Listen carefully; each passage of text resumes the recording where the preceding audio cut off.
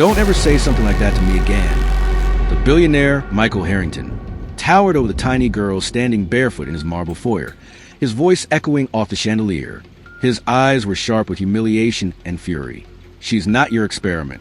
She's my mother, and she cannot walk. Do you understand? The girl didn't step back. She didn't blink. She didn't tremble. Her voice was small but steady. Sir, I can make your mother walk again. Behind her, her mother, the maid, froze, hands shaking around the silver tray she was carrying. Amara apologized to Mr. Harrington. The maid whispered desperately, "Please, child, please." But the girl kept staring straight into the billionaire's eyes, as if she saw something no one else could see. And that was the moment, the exact moment, Michael Harrington's entire world began to unravel. Michael Harrington wasn't just any billionaire. He was a man everyone feared discipline. Cold, calculated, unreachable. He ran an empire of real estate and international commodities, and a single glare from him could make a grown executive shrink into silence. The only soft spot in his world was his mother, Evelyn Harrington, who'd been paralyzed from the waist down after a devastating stroke 3 years earlier. Hello, everyone.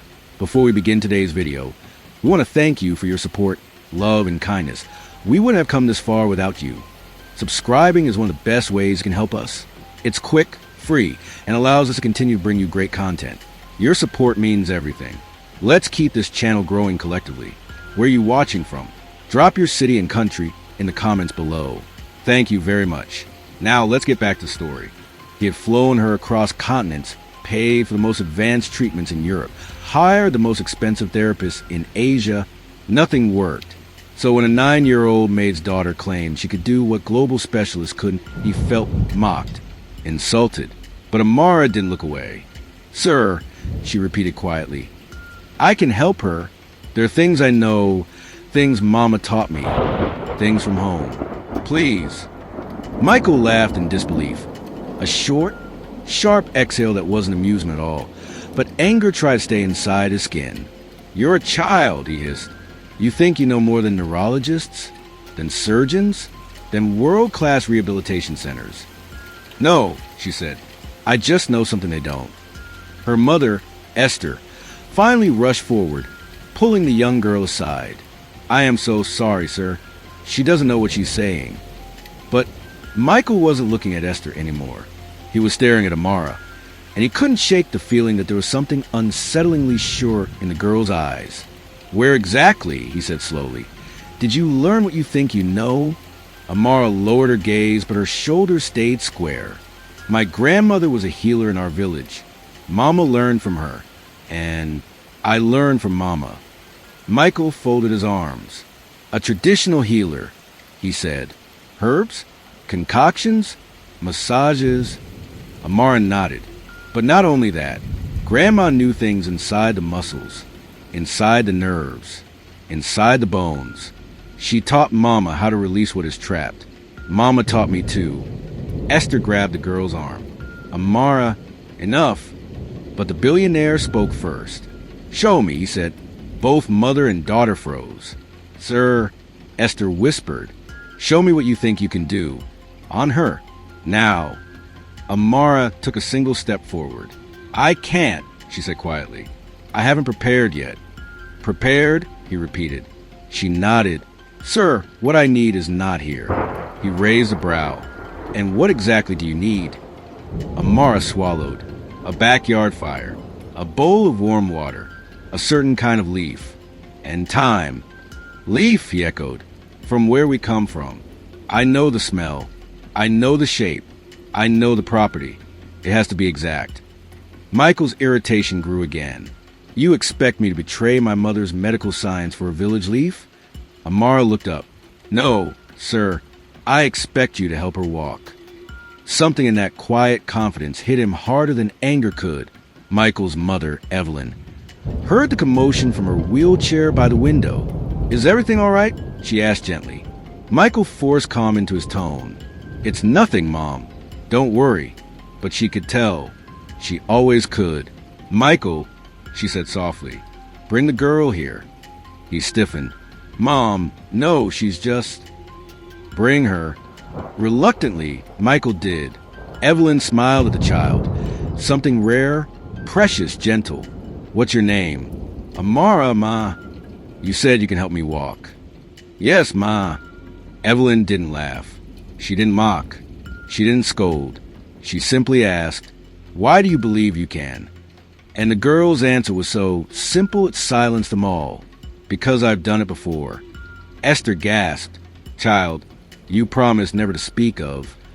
Michael snapped his attention to Esther. "Done it before? On who?" Esther's voice trembled. "Sir, please, it was nothing, just—" "Tell me." Esther took a shaky breath. "A man in our village," she said softly. "His legs went numb after a farming accident. 10 doctors came. Nothing changed." Michael's heart knocked once. And then, "Amara was only 6, Esther whispered. "But she watched. She studied. She touched the man's back and told me exactly where to press and how long and when to stop. She closed her eyes, and the man stood." Michael felt the hair rise on his arms, involuntary, electric, but he forced logic over emotion. "That was coincidence," he said sharply. Amara spoke again. "It wasn't." And then, with pure certainty, "Your mother still has life in her legs. I can feel it from here." That night, long after the mansion grew quiet, a storm broke outside, wind whipping through the windows, thunder rumbling like a warning. And that was when Michael found himself pacing in his home office, replaying Amara's words over and over. He didn't believe in miracles, or village magic, or strange children who stared too deeply into his soul. But he believed in one thing. He had nothing left to lose. At 2:14 a.m., he knocked on the maid's tiny staff quarters. Esther opened, startled. "Sir." "Wake her," he said. "We're doing it." "Doing?" "Sir, no." "Please, she's just a child." He looked straight into Esther's eyes. "She said she could help my mother. Now she will." Inside the room, Amara opened her eyes, as if she'd been awake the whole time. The storm eased enough for them to go outside. Michael held an umbrella. Esther held a lantern. Amara led the way to the back garden. And then the impossible happened. A gust of wind blew the umbrella from Michael's hand. The lantern flickered, and Amara whispered, "Here." Michael frowned. "There's nothing here except shrubs." Amara knelt, reaching into the wet soil, and plucked a single dark green, oval leaf with a deep red stem. Esther's hand flew to her mouth. No, this can't be." "What?" Michael demanded. Esther whispered, "This plant only grows in our village." "In Nigeria. How is it here?" Amara didn't answer. She simply looked at the leaf in her palm as if it were destiny itself. Then she stood and said, "Let's go to your mother." They gathered in Evelyn's room. The billionaire stood rigid. Esther trembled with fear. Amara looked calm, unnervingly calm. "What are you going to do?" Evelyn asked gently. Amara walked to her and knelt. "Please, may I touch your legs?" Evelyn nodded. Amara placed one hand on Evelyn's thigh, one on her knee, and closed her eyes. The room went silent. Her breathing changed, deeper, controlled, almost rhythmic. Then she whispered, "It's blocked, but not dead." Michael inhaled sharply. Amara opened the lantern and held the leaf near the flame until the edges began to warm and curl. Then she crushed it between her palms. Green oil coated her fingers. She rubbed the oil onto Evelyn's legs. And then she pressed, not randomly, not like a massage, but with surgical precision. Each touch made Evelyn's eyelashes flutter. At the 4th press, Evelyn gasped. Michael jumped forward. "What? What happened?" Her eyes filled with tears. "I felt something." Michael froze. "You felt something where?" "In my toes." Amara didn't stop. Her hands moved faster now, but still controlled, still intentional, still impossibly wise for her age. Evelyn's breathing grew unsteady, not from pain, from sensation, from return. And then Evelyn's right foot twitched. Michael staggered backward. Esther covered her mouth. Amara whispered, "I'm opening the path, but it will hurt." Evelyn nodded. "I can take it." But Michael couldn't. "Stop," he shouted. She's in pain. Stop. Evelyn snapped. Michael let her continue. Her voice was stronger, clearer than he had heard in years. Amara pressed one final point at the base of the spine. Evelyn cried out, arched, and then her right knee lifted by itself and shows what the girl really is, what the billionaire must face, and the explosive public reversal that follows. Michael didn't sleep. He sat beside his mother's bed all night, staring at the leg that had moved for the first time in 3 years. By sunrise, Evelyn opened her eyes. Michael, she whispered. Yes, Mom, called the girl. She didn't say the maid's daughter. She said the girl with respect. Amara entered with her bare feet silent on the marble. She carried no tools, no leaves, no herbs, just her hands. Are you ready, Ma? She asked. Evelyn nodded. Do what you did last night. Michael tensed. Amara placed her hands on the same spots, pressed, held, and Evelyn's entire foot jerked. Once, twice, then fully lifted. Michael's knees nearly buckled. His throat tightened. His eyes burned. Mom, oh my God, Mom. But Amara wasn't done. She turned to him. Sir, bring her walking frame. He stared in disbelief. She can't. Bring it, the girl repeated. And for the first time in his life, Michael Harrington obeyed a child. Evelyn leaned on the frame. Her arms shook. Her breath hitched. Her legs trembled like new branches in the wind. Amara placed 2 fingers behind Evelyn's knee. Now! Evelyn pushed and stood. Her scream filled the room. Not of pain, of release, of resurrection, of a life returned. Michael fell to his knees, sobbing. He grabbed Amara by the shoulders. What are you? He cried. Amara didn't smile. She didn't take pride. She simply whispered, I am my grandmother's child.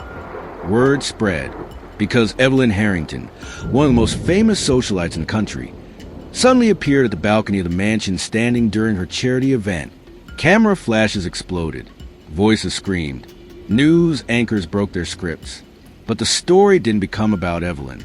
It became about the child standing beside her, holding her hand so gently, as if guiding a newborn deer.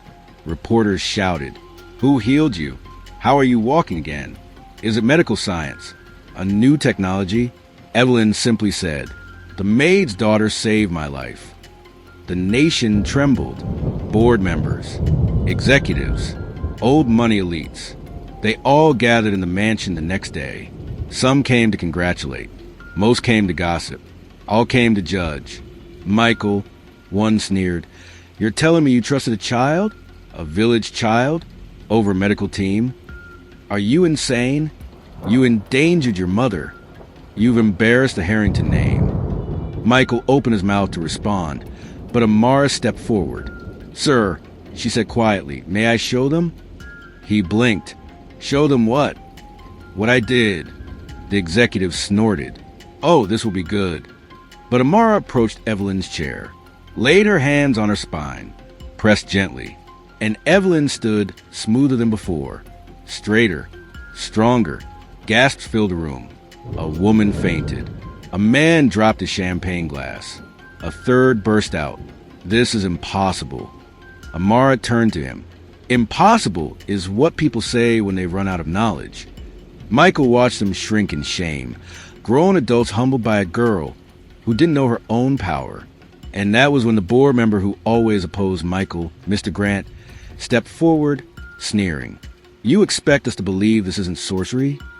Michael's eyes went cold. You dare insult the girl who healed my mother? Grant scoffed. She's a maid's child. Nothing more. And then he made the biggest mistake of his career. He tried to push Amara aside. Michael grabbed his wrist midair. The room froze. You touch her again, Michael whispered, and I'll make sure you lose everything you've ever touched. Grant turned pale. Michael turned to crowd. You all doubted me. You mocked me. You questioned me. But this girl did what the world could not. Silence. And today I stand with her, not with any of you. Later that evening, Michael found Esther crying quietly in the staff hallway. Why are you crying? He asked. I'm afraid, she whispered. People fear what they don't understand. They may come for her. They may call her names. They may try to use her. Michael's voice softened for the first time in years. I won't let anything happen to her. Esther shook her head. You don't understand. This gift, it runs in our family. Her grandmother. The government used to call her a miracle. Others called her a threat. Michael swallowed. And Amara? She will be greater, Esther whispered. But greatness is dangerous. Amara suddenly appeared at the doorway. Her voice was small. But I am not afraid. For the first time in decades, Michael Harrington smiled. A real one. You shouldn't have to be. The next morning, Evelyn stood with her walker, moving confidently across the marble floor. Michael walked beside her. Mom, I thought I lost you. You didn't, she said gently. She just found me. Michael turned to Amara.